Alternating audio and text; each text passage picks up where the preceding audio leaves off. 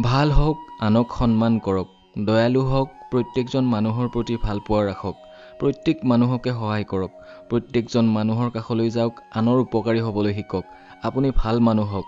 এইবোৰ হৈছে সেইবোৰ কথা যিবোৰ সদায় মা দেউতাই প্ৰত্যেক সন্তানক শিকায়। তেওঁলোকে আমাক সদায় এইটোৱে শিকায় যে আমি বহুত ভাল হোৱা দৰকাৰী, আমি দয়ালু হোৱা দৰকাৰী, সকলোৰে বাবে ভাল চিন্তা কৰা দৰকাৰী। ইয়াৰ উপৰিও আমি বহু গল্প আৰু সাধুত শুনিছোঁ যে এজন ভাল মানুহৰ সদায় ভাল হয় আৰু এই কাৰণে আমি খুব ভাল হোৱা বাঞ্ছনীয়। কিন্তু আজি শুনি লওক, এইবোৰ একেবাৰে মিছা কথা। এইটো এটা খুব ভুল ধাৰণা। যি মানুহ তেওঁৰ প্ৰয়োজনতকৈ বেছি ভাল হ'ব, তেওঁ গোটেই জীৱন আনৰ দ্বাৰা সদায় ব্যৱহৃত হ'ব।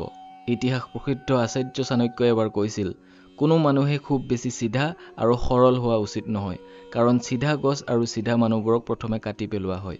ভাল মানুহ হোৱা, দয়ালু হোৱা, এই কথাবোৰ মাত্ৰ ক'বলৈ খুব ভাল লাগে, কিন্তু সত্য যে বাস্তৱ জীৱনৰ সঁচা ছবিখন সম্পূৰ্ণ বিপৰীত। নিজৰ জীৱনত আনন্দ লাভ কৰিবলৈ আপুনি বেয়া মানুহ হ'বই লাগিব। নিজকে প্ৰটেক্ট কৰিবলৈ আপুনি বেয়া মানুহ হ'ব লাগিব। নিজৰ পৰিয়ালবৰ্গক সুখত ৰাখিবলৈ আপুনি বেয়া মানুহ হ'ব লাগিব। আপুনি বেয়া মানুহ হ'ব লাগিব, সেয়া নেদেখাজনৰ চকুত নহয়, বৰং পৃথিৱীৰ মানুহৰ চকুত আপুনি বেয়া মানুহ হ'ব লাগিব। ৰ'ব, কনফিউজ নহ'ব। নেদেখাজনৰ চকুত বেয়া মানুহ হোৱা আৰু মানুহৰ চকুত বেয়া মানুহ হোৱাৰ পাৰ্থক্য ক'ত? বেয়াই নহয় জানো? নহয়, এইটো আপোনাৰ সম্পূৰ্ণ ভুল ধাৰণা, আৰু এই কাৰণতে আজি আপুনি সুখত নাই। যেতিয়া আপুনি আপোনাৰ সম্পূৰ্ণ কাম কৰি আজৰি হৈ আনৰ সৈতে কথা পাতে, তেতিয়া আপুনি পৃথিৱীৰ সকলো মানুহৰ বাবে এজন অহংকাৰী আৰু বেয়া মানুহ হিচাপে পৰিগণিত হৈ পৰিব। আৰু পৰিৱৰ্তে যদি আপুনি আপোনাৰ সকলো কাম এৰি আনৰ বাবে সময় দিয়ে, তেনেহ'লে আপুনি খুব ভাল মানুহ হৈ পৰিব। যদি সকলো সময়ত সকলোৰে বাবে এভেইলেবল থাকে, তেন্তে সকলোৰে চকুত আপুনি বহুত ভাল মানুহ। আপুনি যদি শ্ব' অফ কৰে, তেতিয়া সকলোৱে আপোনাক ধনী বুলি ক'ব।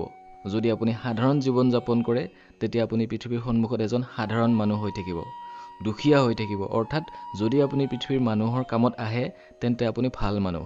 কিন্তু যদি আপুনি জীৱনত কিবা ডাঙৰ কৰিব বিচাৰে, কিবা ডাঙৰ হ'ব বিচাৰে, তেতিয়া আপোনাৰ বহুমূলীয়া সময় নিজৰ বৰ্তমান আৰু ভৱিষ্যতৰ বাবে ব্যৱহাৰ কৰিব লাগিব। যদি আপুনি কাৰোবাক সময় দিব পৰা নাই, যদি কাৰোবাৰ কিবা কাম কৰি দিব পৰা নাই, বা আপুনি আপোনাৰ সময় নাই বুলি কৈছে, তেতিয়া আপুনি দেখিব আপোনাক মানুহে বেয়া বুলি কোৱা আৰম্ভণি কৰি দিছে। কিন্তু মনত ৰাখিব, বেয়া বুলি কওক, আপোনাৰ সমালোচনা কৰক, একো কথা নাই। সেই সময়ত আপুনি মনে মনে নিজকে নিয়ন্ত্ৰণত ৰাখিব লাগিব, প্ৰতিবাদ কৰিবলৈ নাযাব।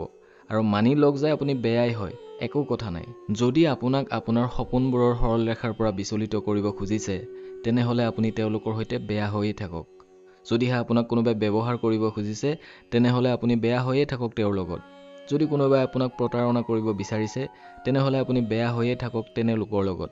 যদি কোনোবাই আপোনাক হিংসা কৰে, আপোনাক পিছৰ পৰা টানি ৰাখিব যত্ন কৰি থাকে, তেওঁৰ বাবে আপুনি বেয়া হৈয়ে থাকক। য'ত আপোনাৰ পৰিয়ালৰ প্ৰশ্ন জড়িত আছে, আপোনাৰ ভৱিষ্যত জড়িত আছে, আপোনাৰ সপোনবোৰ জড়িত হৈ আছে, সেই সন্ধিক্ষণত আপুনি আনৰ সৈতে বেয়া হৈ থাকক। চাওক, যদি আপোনাৰ লক্ষ্য অৰ্জন কৰিবলৈ যাওঁতে মানুহৰ মনত বেয়া হৈ পৰিব লাগে, তেন্তে বেয়া হৈ থাকক।